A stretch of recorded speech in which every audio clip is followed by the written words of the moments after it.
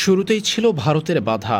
বাংলাদেশে Asian cricket council এসিসির বার্ষিক সভা হওয়ার কথা শুনেই বিগড়ে গিয়েছিল ভারতের সেই বাধা উপেক্ষা করে শেষ পর্যন্ত পাকিস্তান ক্রিকেট বোর্ডের সভাপতি মহসিন নাকভি এবং বাংলাদেশ ক্রিকেট বোর্ডের সভাপতি আমিনুল ইসলাম বুলবুলের দারুণ আয়োজনে অনুষ্ঠিত হয়েছে এশিয়ান ক্রিকেট কাউন্সিলের এজিএম। সশরীরে শুরুতে এশিয়ান ক্রিকেট কাউন্সিলের এজিএমে না আসার ঘোষণা দিলেও পরে ভিডিও কনফারেন্সে অংশ নিয়েছে ভারত। চূড়ান্ত হয়েছে এশিয়া কাপের সময়সূচি।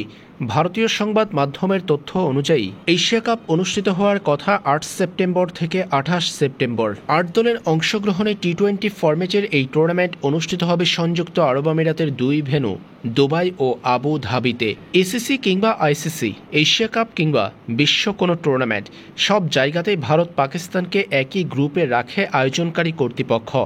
আর্থিক লাভের কথা চিন্তা করে ঠিক এভাবেই টুর্নামেন্টে পক্ষপাতমূলক আচরণ করে থাকে তারা। এবারের এশিয়া কাপেও এর ব্যতিক্রম হচ্ছে না।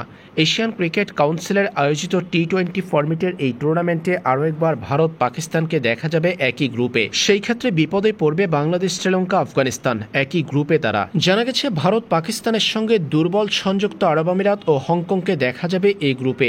আর বি গ্রুপে বাংলাদেশ, আফগানিস্তান, শ্রীলঙ্কার প্রতিপক্ষ হবে ওমান। এই যেন একতরফা টুর্নামেন্ট। এই গ্রুপ থেকে কোনো প্রতিদ্বন্দ্বিতা ছাড়াই ভারত পাকিস্তান যেতে পারবে টুর্নামেন্টের পরের ধাপে। অন্যদিকে বি গ্রুপে হবে লড়াই। বাংলাদেশ, আফগানিস্তান, শ্রীলঙ্কার জন্য কঠিন হয়ে পড়বে টুর্নামেন্টের পরবর্তী ধাপে যাওয়ার জন্য। এক কথায় বলতে গেলে ভারত পাকিস্তানকে সুবিধা দিতেই ৮ দলের এই টুর্নামেন্টের গ্রুপ পর্বকে কঠিন করে তুলেছে এসিসি।